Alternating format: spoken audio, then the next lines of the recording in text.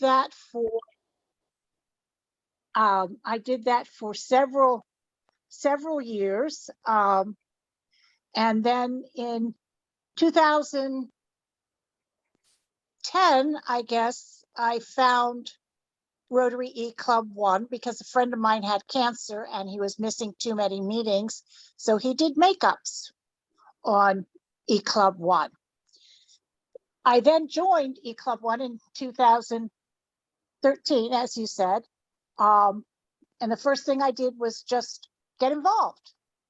I worked on membership committee for a year. I was secretary for 2, assistant secretary, foundation, then I guess vice president, and then president of the club. So it was an exciting adventure.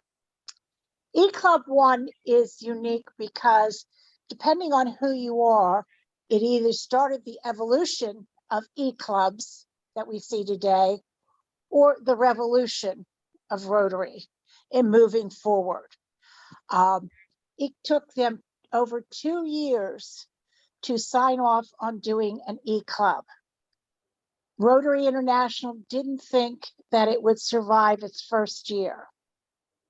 Now we all know that that vision of Rotary eClubs failing obviously never came true. They're almost, the last time I looked, there were 165 eClubs across the globe. And I'm sure that number is growing by day. It wouldn't surprise me if we had about 200 at this point. Being the first eClub meant a lot. We had to do everything perfectly. We couldn't miss a step.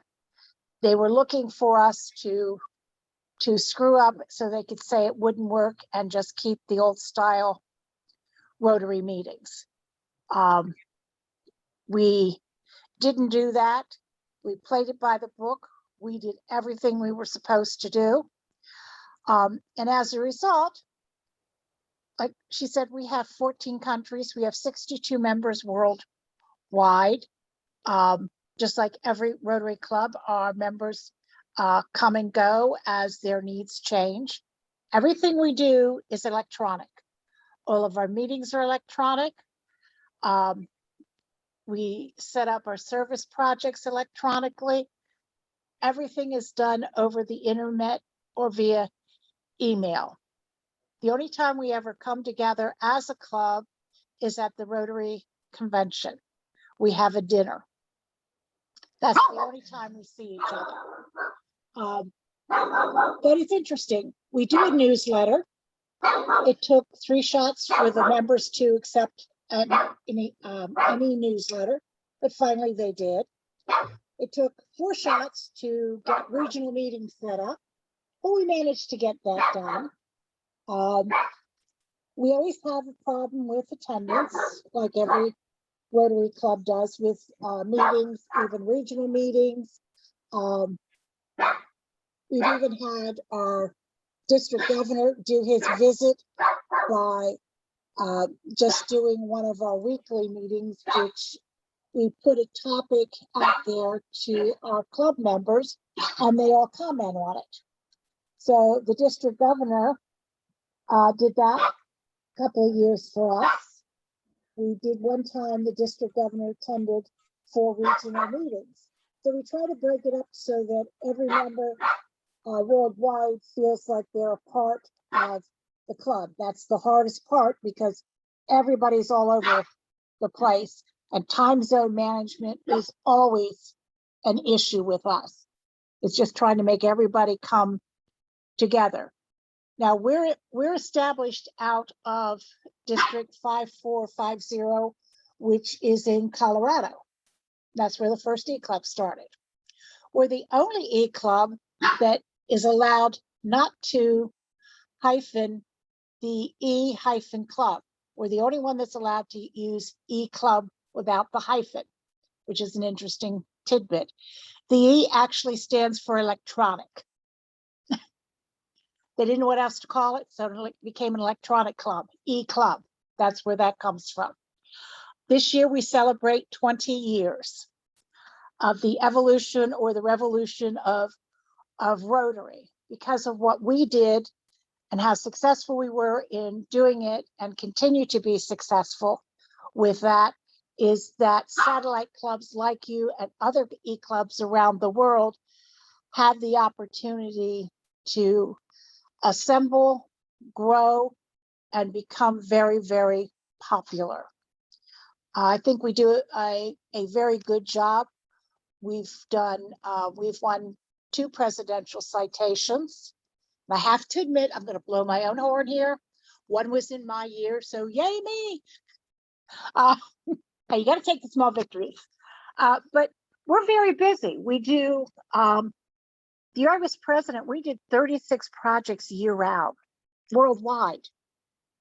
We did things at orphanages.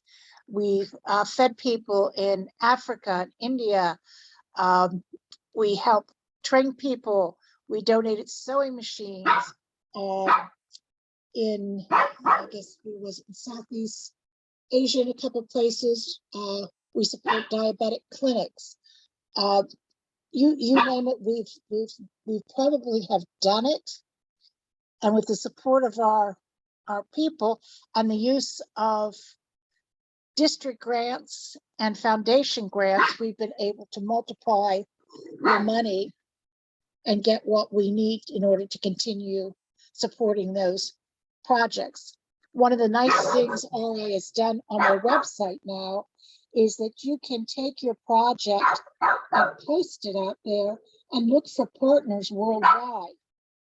So if you don't have enough money to fund a project, you can actually look for partners on the RI website who might help you fund a project.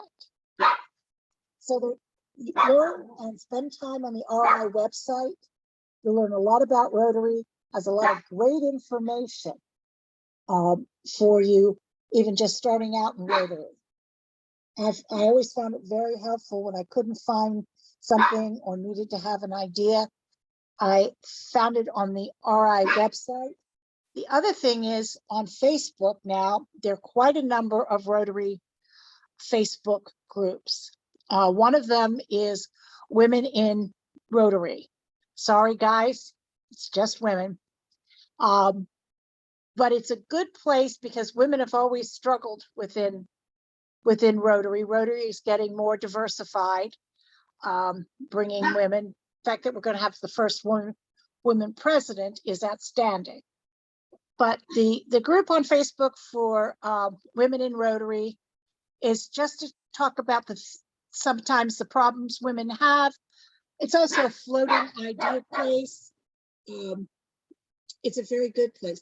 There are other groups. There's a polio group. There is a fundraiser group to get ideas. And there are a lot of them out there. There's so many of them out there to take a look out there and find one that you want to join and get into the group and talk to other people worldwide, and then they will get involved with you individually. I've met a lot of friends that way in different Facebook groups. LinkedIn's another place, but it's not as good as the Facebook is now. Make sure you create your own Facebook page out there so you can post things about yourselves and your club, what you're doing. The other thing is you can create, we have a coffee clatch Facebook page where our members can post things about what they're doing or a trip they're taking or just something in general, or show a picture of something on their project that they did that only the club members are members of. So it's kind of like having a little coffee clatch site. Sometimes some of them get together and drink coffee and talk on the page. So there are lots of little things you can do being an e-club to try to bring everybody together, which is so important when you're worldwide. And as the president, you've got the toughest job there, is trying to keep everybody happy and try to keep everything running. And after your first year, then you get to take a long nap right after breakfast. at that point. Um, that's all I really have to say about the club in general. It's very much just like a standard Rotary Club is, but everything meets on the internet. Everything's electronic. So, what are your questions? I'm sure you've got a lot. So ask away. Okay, may I start? Just one thing before. I'm sorry, I'm still new at this, and I didn't present to you all our visitor Tammy. Tammy is actually past president of RECO, who supports and sponsors us. So thank you, Tammy, for being here today as well. Sorry for not introducing you before. And my first question, Jane, thank you so much for sharing all of this. It was very interesting before. And there was one thing that is in our minds, and I heard that from RECO as well. Sometimes it's hard to find, being an international club, it is hard to find an international project to get everyone involved. So what would be, do you have an experience with this, and what would be your suggestions regarding this? Well, one of the things we have done, like I was talking about the RI website where you can post your project on it and look for other clubs that might be interested in helping you out, either with manpower on the ground there, or with money to help the project do that. Then we actually contact other presidents of other clubs and, you know, ask them, would your club be interested in helping us with this project? A lot of times we get a no, but sometimes we get a yes, and we may get, you know, $500 or $600. Sometimes we'll get $1,000, sometimes $2,500. It depends on what the project is. We have a club in Washington State that is co-sponsoring a reading project in Nepal with us. And every year we add to that project. We're now building a library in Nepal for the kids at the school. So, and these are kids with disabilities that would have no chance of an education in Nepal without this. So once we got that club involved, they wanted to stay involved, and they have continuously helped us with projects. It's very scary to reach out to another club, but I can tell you, Rotarians around the world are very friendly people. They really want to help you. And I think you guys are in such a unique position because of who you are, that you're probably going to get a few more people saying yes, and how can we help you with something? It may not be that particular project, but they can say, hey, we can help you on something else if you'd like. You know, you could, you know, they might have a project that you might want to join them in. And then, you know, once you put that out there on Facebook that your club is doing that, you can put up a donation button on the Facebook page and have people donate.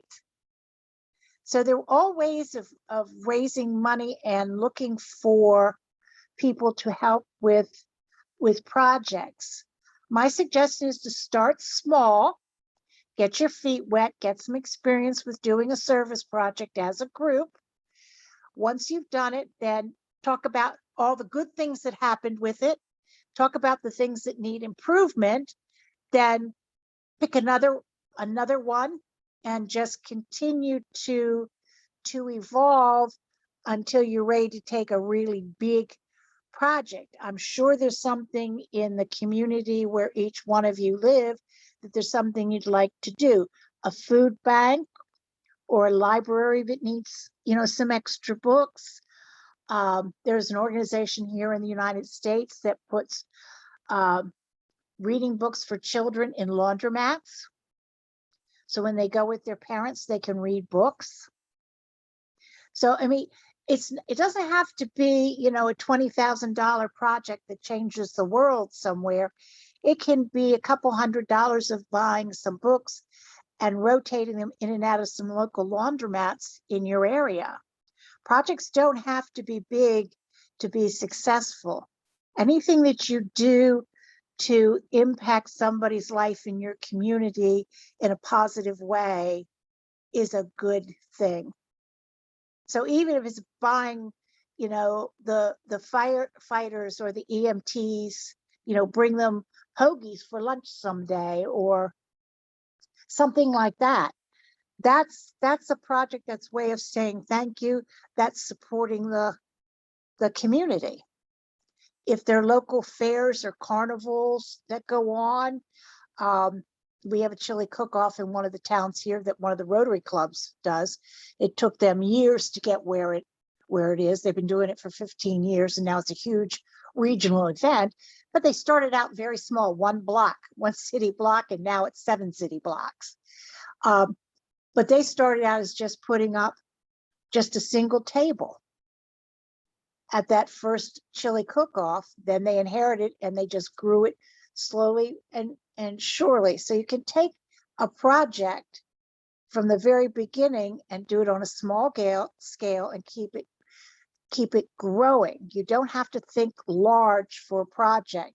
Look at your community, focus in on the one thing you'd like to do. Maybe each one of you could find something in your community, just one thing, and then raise a couple $100.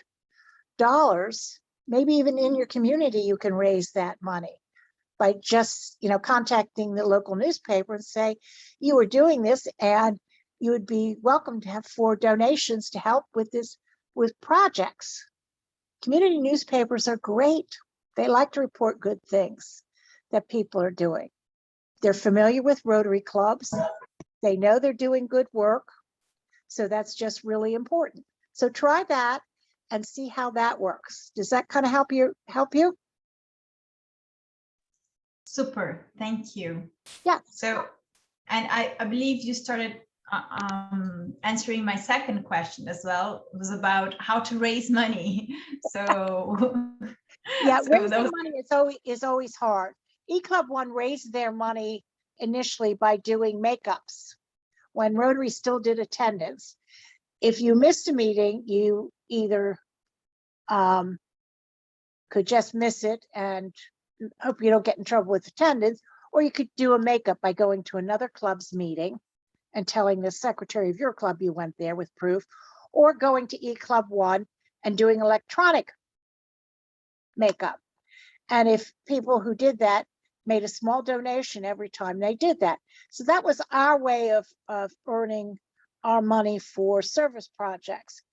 Now that started out very small. It grew over the years to where we were making, $50,000, $60,000 a year off of makeup. Then Rotary finally saw the light and didn't require attendance, which was a very smart thing to do. But in doing that, and we knew that would happen, when that came about, our income obviously dropped dramatically because people weren't coming to our website to do electronic makeovers. We still get those, but not near the numbers that we used to. So now we're actually going to have to do fundraising now. Popular things are bingo. That's very popular. You can get a lot of people involved in internet bingo. It's a big one. We're also doing a baby contest. Those are popular. Both the cutest baby, boy and girl. We're also looking at doing a dog contest because everybody likes to show off their puppies. And who is the best and cutest puppy in the world? So, and then you charge, a $10 entry fee. So you don't have to make big bucks. You just, if you get a lot of people, it can be big bucks. So you can do little things like that. And you can run a dog contest and a baby contest very easy.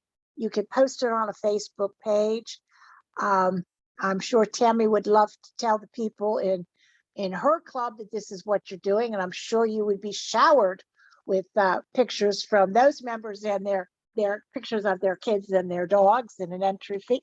And that's how you do things. Many of our club members played the bingo game that's been going on Facebook. I forget which club is doing it, but they've been raising thousands of dollars during this COVID-19 process by just playing bingo. So there are things out that you just have to be imaginative. I saw a club in England do a hot balloon race. And you bought a balloon and the balloons raced around the world. Now, I'm not sure how they did the program, but anyway, they did that. And then if you won, you got $100 donated to Rotary Foundation. So you didn't actually were giving them any money. You just were donating to the foundation in their name, but you got to collect all this extra money. So, think inventive. It's one of the reasons I said the Facebook, look for the Rotary clubs, because there are a lot of ideas that float out there about fundraising. There's a Rotary Image Club. Evan Burrell, who is well known in Rotary, he's from Australia. He always comes up with some interesting fundraising things that he posts out there. He's kind of known as Mr. Rotary. Not officially, but yeah. He has a suit made with all the Rotary symbol all over it. So, but he's a cool guy. I mean, you can even get cookie cutters in the Rotary wheel, and you could sell cookies at Christmas time. So, I mean, everybody can make, 5 dozen cookies and then sell them. So there are lots of different ways to do fundraising, maybe not so much as a club, but as individual members contributing to the club's till on something. And then you can do something as a club, a bigger project, like I said, the baby or the dog contest. Those are easy to do, simple fundraisers, and everybody likes to let the world know they have the prettiest babies and the prettiest dogs. I'm sure my dog is going to win. Thank you if so I much. have any way of rigging it, my dog will win this. Thank you, Jane. Tammy has a question. Sure. Hi, Tammy. I get your email all the time, so thank you. Oh, good. Well, I think Laura had her hand up before me. Did you want to go first, Laura? Please, Tammy, go first. Okay, thank you. I was just going to comment a couple of things when you're talking about projects. When I was in Yellowknife, the Rotary Club there, it was a new club. It was after 5 type of, we would meet in a bar for a drink. And so they came up with this crazy idea one time after everybody had a couple of drinks, that they were going to put a car on the ice in Yellowknife, and everybody had to drive past this certain point every day, whether you were going to work, going home. It was a key spot, and you had to pay, I think it was $2 to say when that car would sink, what day, what time, and right down to the minutes and seconds. And they thought, oh, we'll raise a couple of $1,000s. They raised like $30,000 over a 6-week period. It just went crazy. It's amazing what people will buy. Exactly. For. I know. And I've seen that several clubs use that idea. Yeah. And I'm one, I have to admit, Telkeekan, Alaska, they've got this thing that sits on the river there, and you can buy a ticket, same idea, and they're like $2 or $3 a piece. Yes. And when you just buy the time and you hope it'll fall in, and then you get to win, I don't know what it is, $1,000 or something like that now. Yes. I mean, the same type of thing. Yeah. I mean, well, exactly. I mean, you've been, president of your club there at eClub in Canada. The first one there. Yeah. So do you think, giving them the idea of starting out small and growing into the larger projects and finding absolutely. Yeah. You raise a little bit of money here and there without spending a whole lot of money Great to do advice. so. Yeah. And go from there. Yeah. Now my husband is he's in the club, the eClub of Innovation in the UK. He's actually president of his club this year, and they do a dog contest. And they actually, so to make money off of that, they made a lot of money the first year. I think this is their third year. They now will help other Rotary clubs to mount a dog show. So they've done presentations to several clubs, and people, you know, I don't think they charge anything for it. They just look for a small donation or something. They have a group with a committee within their club that does this. So that's a cool idea. But it's, you know, and the other thing is too, is to find some, I know with this lake idea and the car sinking, because we didn't have any money to give a prize, we got some donated. So like WestJet was just new flying into Yellowknife and really trying to promote. So they gave a free ticket. I think the 3 top prizes were in a local car dealership that also rented cars, gave a car rental for a week, just things like that. So, I mean, there's lots of crazy ideas out there, but sometimes the more off the wall it is, the better it goes. It's been, yeah, it's crazy. But how many members did you say when you started off, Jane? How many members are in your club? We have 67 members at the moment. Okay, great. And I think it's now, I don't know whether it's 14 or maybe 15 countries. We've got like Japan, Thailand, obviously Australia, New Zealand, India, Africa, Germany. We did have a member in France. We've got a member in England.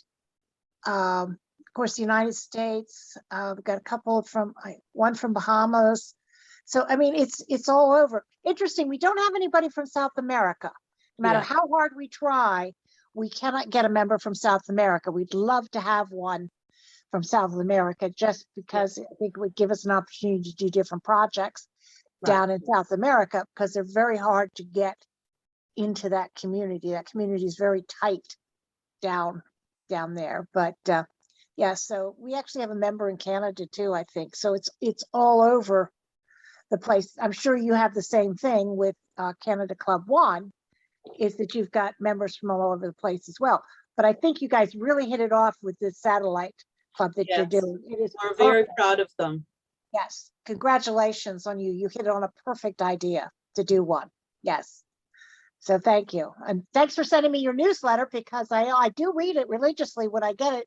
And that's how I found out about the group. So good. Well, Ellie Contreras, who is a former DG and the initial president of the RECO, it was her idea. So we give a lot of credit to Ellie. Oh, that's great. Yeah. Laura, you're next. Thank you. Thank you, Jane, for sharing your experience with us. That's really super interesting. Talking about memberships, I would be interested also with your long experience in an eClub. How do you attract members, and also how do you keep them engaged? We don't usually have a problem attracting members. Usually people come to us because circumstances in their life have changed. They've some of them have retired. They're no longer commuting to work, and that's where their membership in the club was, where they worked in that area.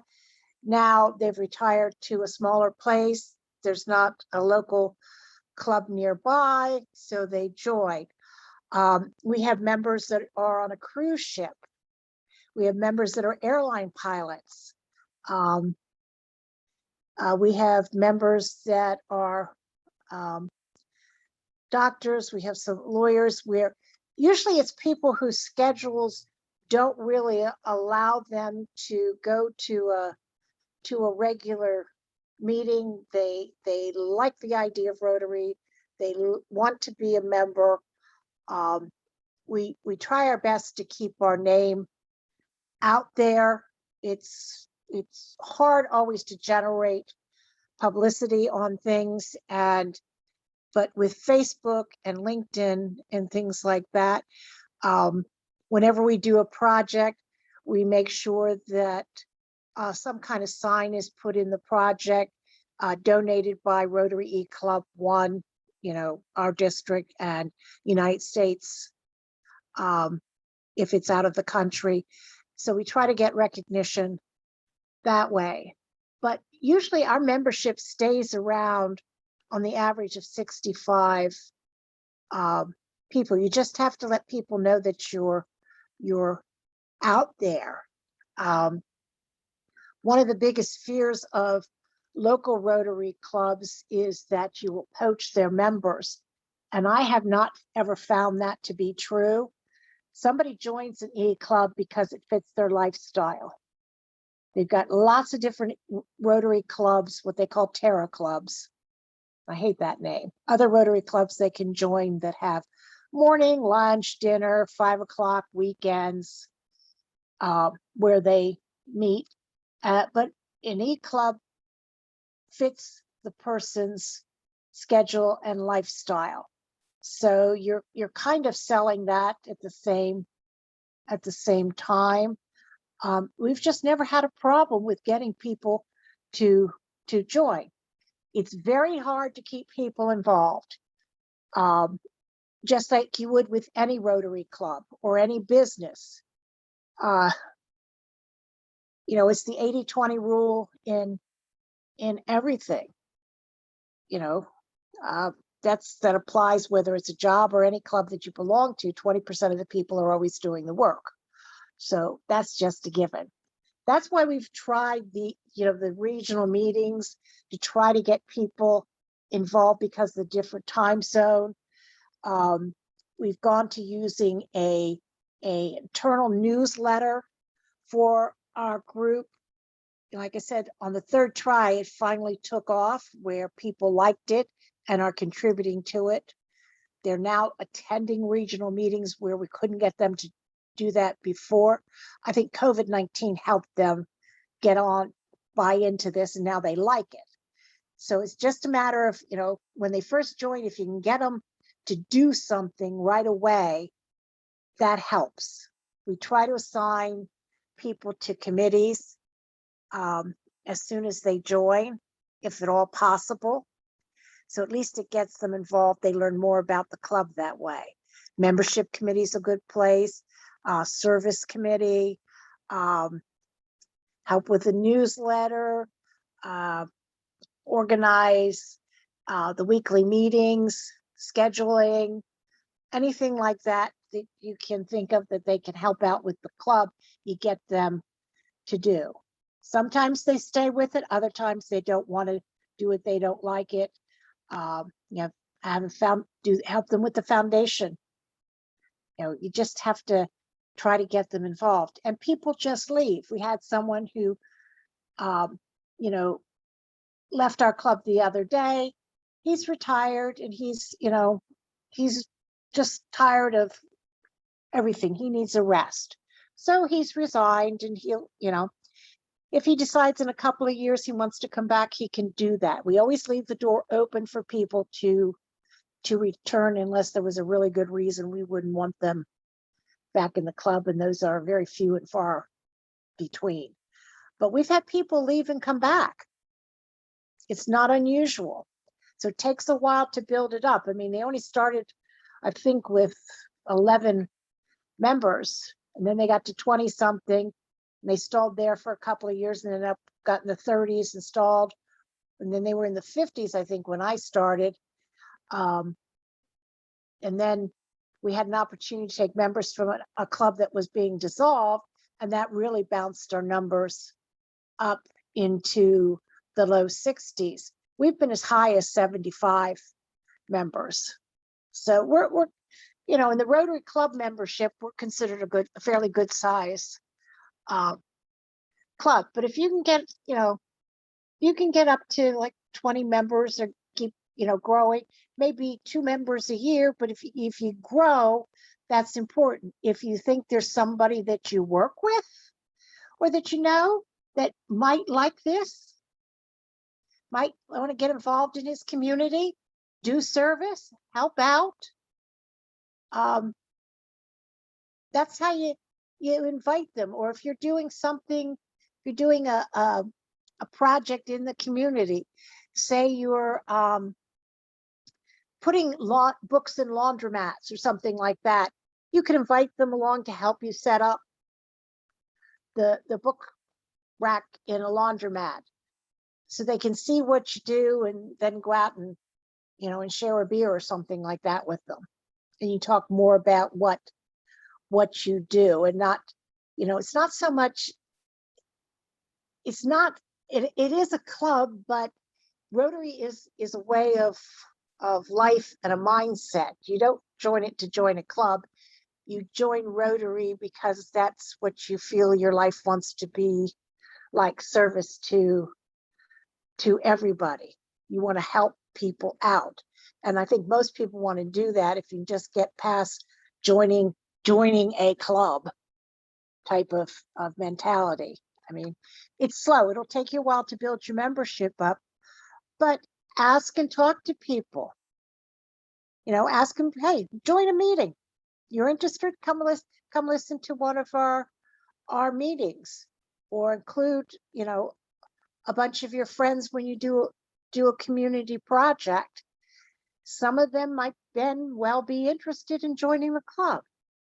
And the fact that it's young professionals is a really good thing. I mean, you can offer, Rotary has the Dale Carnegie course out there that you can offer the members. And it's an excellent course. It's been around for 1,000 years, but it's a really good course. Everybody can learn something from it. I still remember one of the things that they taught us was Wisniewski, how to remember somebody's name. Wisniewski, how to remember that? WIS is a TV station. He worked for the news, and he liked to ski. Wisniewski. So it's a silly trick, but they teach you things like that, and it's still good, and it still works today. So does that kind of answer your question, Laura?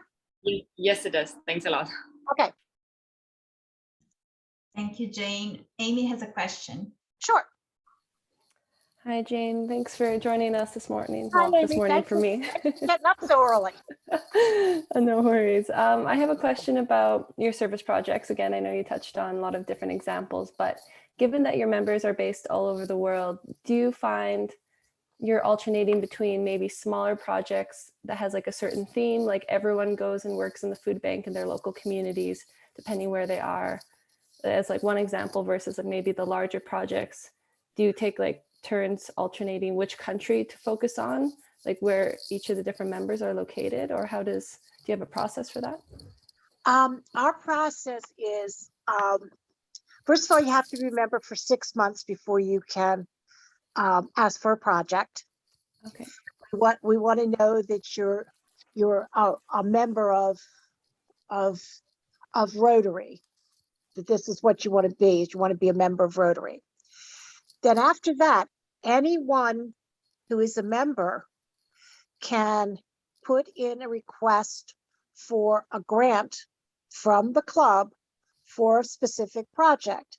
We actually have a form that they fill out with information about it, how much the approximate cost is going to be, what a timeline might be, depending on what the project is, if they're building something or setting up to donate food or whatever it is, what a timeline is, how many people might be necessary to be involved, can you get help from other local Rotary clubs, any of our members who live in that area, will they be helping out?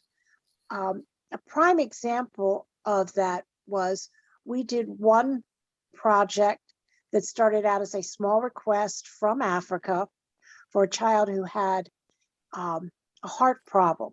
They needed $1,000 for to help with the surgery.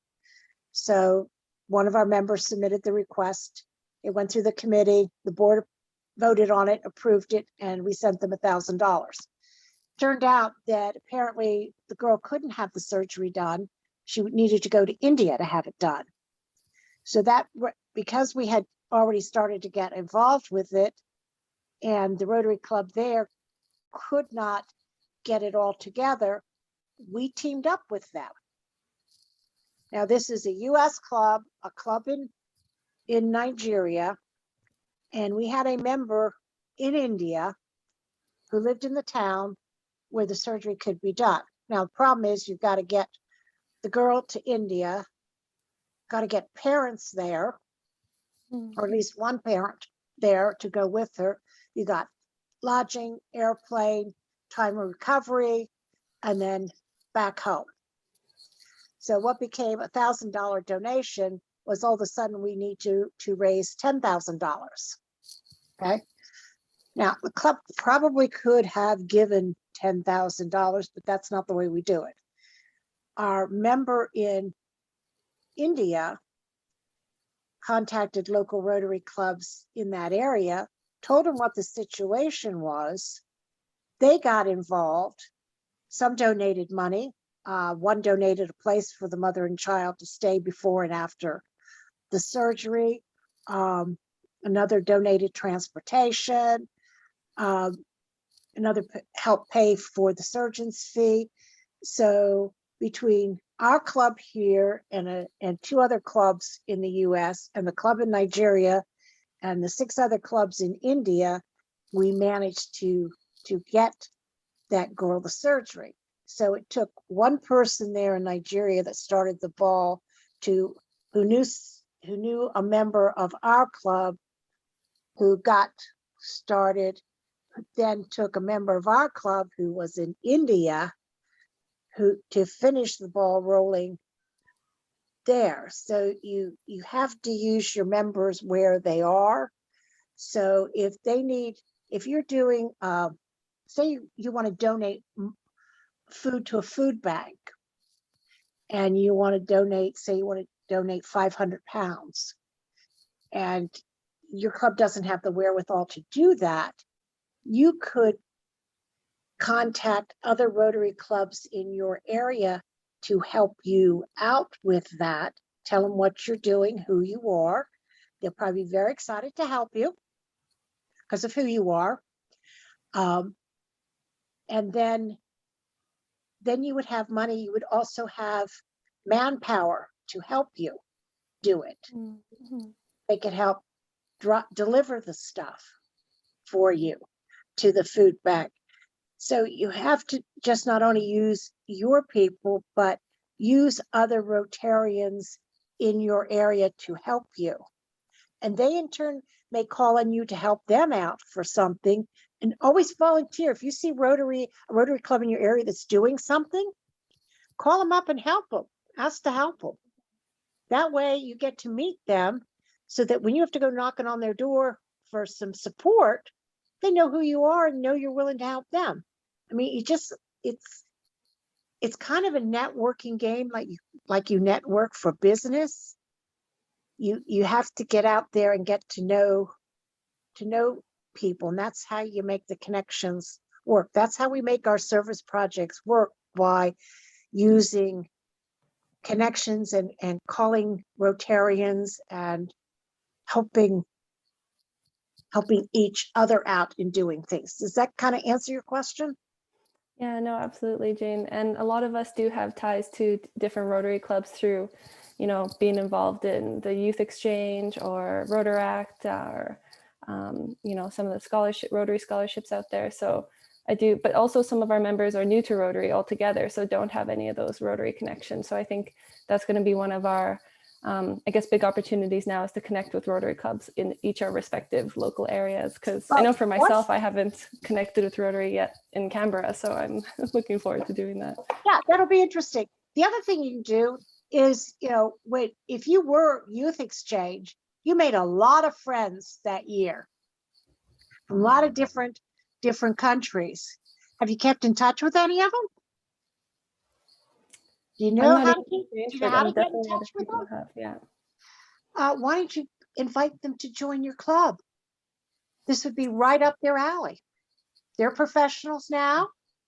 If they haven't joined a Rotary club in their area, or they just don't know what to do, this is a good way. Contact your former mates in youth exchange and see if they want to join you.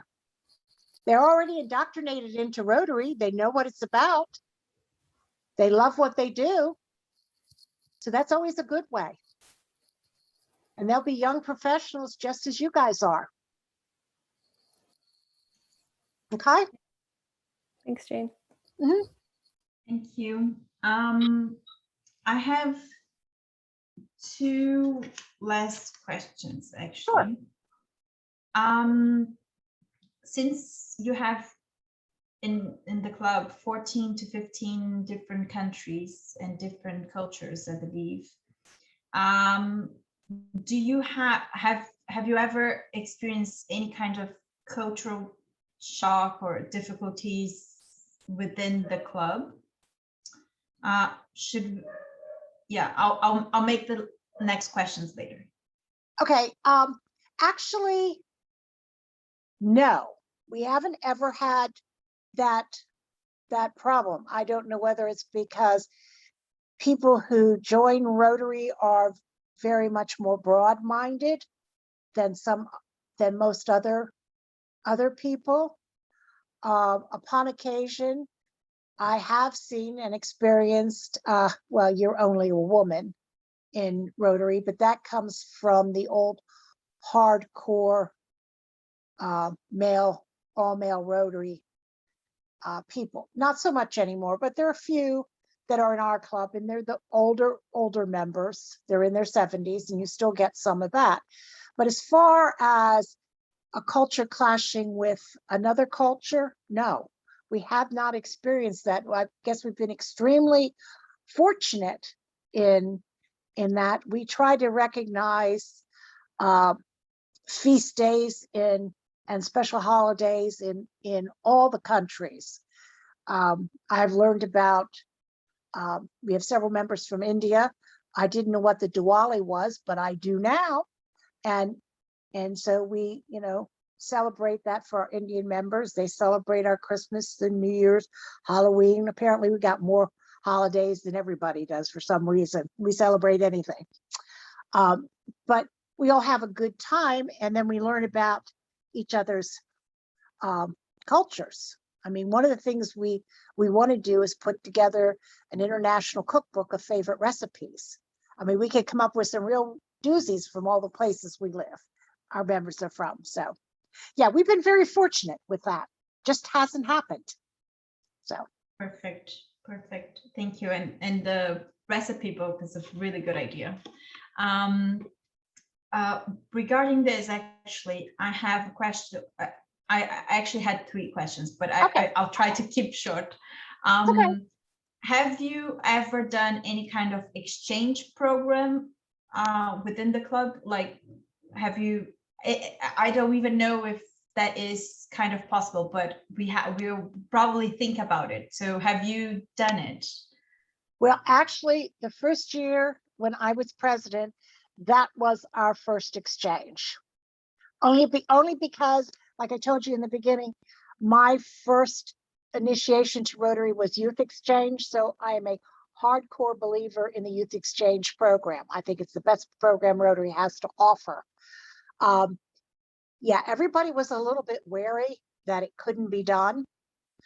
How we did it, we contacted the youth exchange program director in our area, who gave us a Rotary club who wanted to host an exchange student who couldn't do it because they didn't have the money to do it. We had the money in our budget to do it, but for us to try to give our first step out to try to give somebody, a house and the full benefit of the exchange wasn't going to be possible. So our first venture into youth exchange for us, we did a co-host. So the Rotary Club provided the homes for 2 youth exchange students. We did the financial support that was required. We did that. And the student had the opportunity to be involved in local events with that Rotary Club. And our Rotary Club members, they were members of our eClub at the same time. So they had access to our website and all of our members. And if our members did something locally there in Colorado, they got to participate in that as well. Unfortunately, COVID-19 caused an end to part of their program, which was a trip across the United States, which we were going to pay for both of them. But so we did it as, you know, that was our first step. We will get to the next step where we actually take the student and host him or her in a family, whether it be maybe in India. The student is in India, but is through an eClub member in India, or probably the United States, where we have the most members to be able to do that and control the situation. But our first attempt to do it was very successful, that we actually had several clubs in our home district coming to us. Can you help us? We want to have that same experience. So for our club, it was a great experience. They didn't think it could be done. And the Youth Exchange Committee for the program area was a little wary, but they were surprised. So now they have a new way of hosting for Youth Exchange, being able to do that. And apparently there was one club in India who actually did a youth exchange strictly by internet during COVID-19. It was in one of the Rotary magazines. So on one of the last pages. If I can find it, I'll send you that article, because it was very interesting. It's another approach. If you think about different ways of just brainstorming and doing something, you can pretty much do it. Rotary is a pretty liberal organization when it comes to doing things that you want to do, as long as you obey the 4, basic rules of Rotary. So you can be creative, you can do it. I wouldn't suggest doing it your first year out, maybe your second year out, start to plan to do that. But I think you can do it and have some fun with it. Thank you so much, Jane. Do we have a few more minutes? Just one last question. Sure. Oh, sure. I'll take as much time as you want, guys. Thank you. You mentioned that because of everyone's schedule and lifestyle, people joined the eClub, and I believe that for most of us that it happens the same, especially because we are in a age that we have so much to do with studies and work and social life and things like this.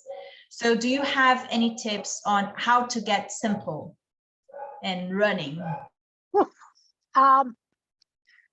Try not to make it complicated. The KISS principle works for everything. Keep it simple, stupid. It's an old adage, but it works well.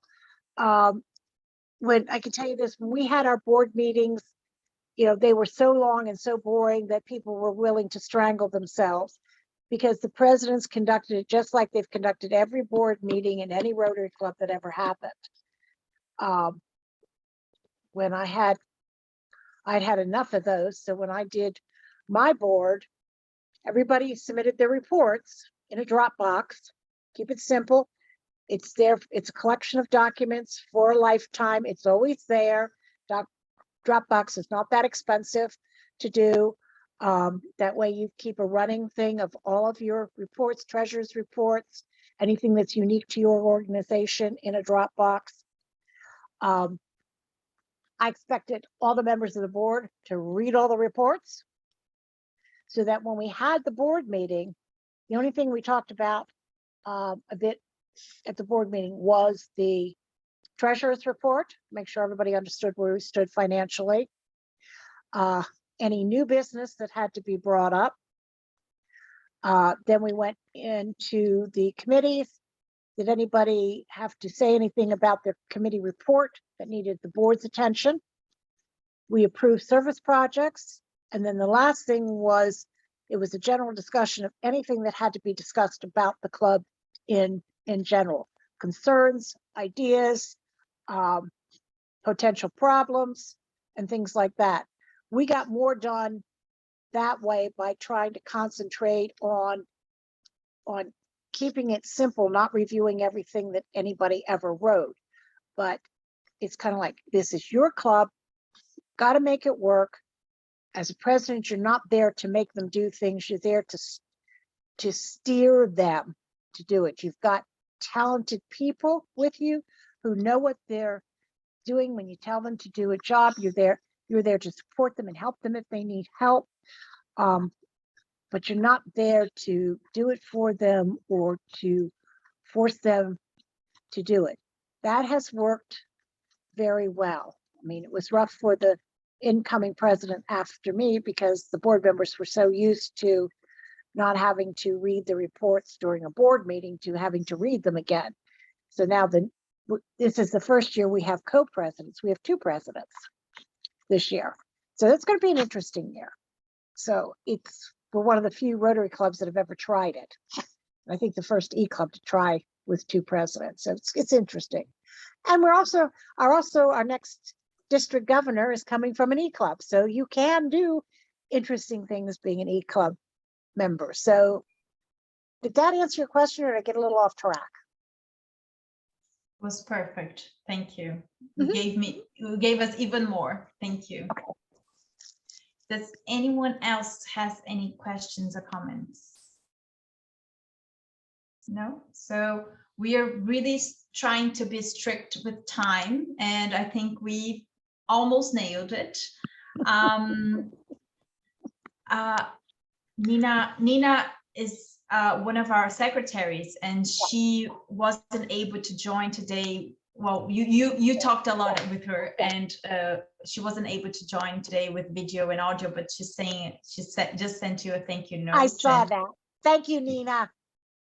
It's been my pleasure to be here, and keep sending me the Zoom invite, and I'd like to attend as often as I can because I think you're a great group, and I'd love to give you as much support as I can to keep you growing. I just think it's a great idea for us, for a young club.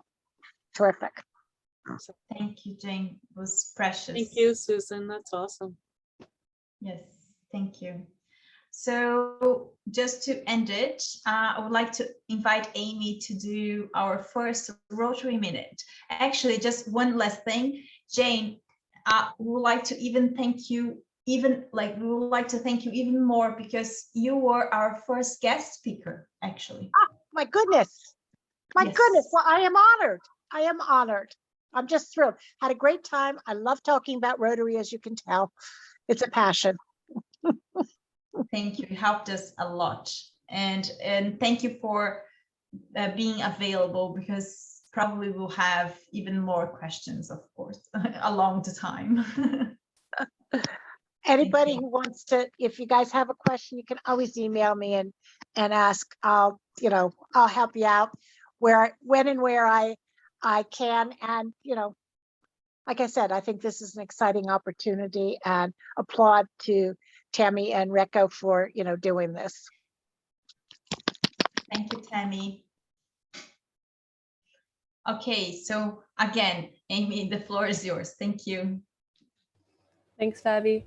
All right, so Rotary Minute. I've seen some other Rotary clubs do this, and it's essentially you share something that happened within your week that exemplifies Rotary, or something good that's happened to you, and it can be very general. So I was just trying to think of mine, and I think it must be I connected with a new friend on Twitter who still uses Twitter these days this week, who is also involved in the Aboriginal kind of activist space here in Australia. And he reached out to me, and we were able to have a nice lunch yesterday, and it was really great because he's doing his PhD in a topic that I'm very interested in, indigenizing foreign affairs and including more Indigenous knowledges and practices as part of in diplomatic relations. So I just found it absolutely fascinating. Great new friend. We both actually did our masters at the same time at the University of Queensland, but we both just moved to this city. So yeah, it was just like a very random but like very spontaneous and nice new connection. So that's my Rotary Minute for the week. Thanks, Abby. That's perfect. Thank you for sharing. Really good to hear it. All right. So thank you everyone for this really, really pleasant meeting with lots of information and knowledge and learning. Thank you again, Jane. Thank you, Tammy, for being here. Thank you, Jubru, again for coming as well. And I wish you all a great week. Thank you again. Everybody take care. It was my pleasure. Thank Bye-bye. you. Bye. See you guys. Bye-bye. Bye.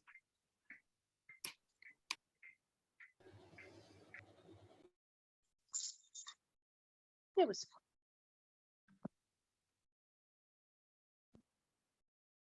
I forgot to ask the board to stay.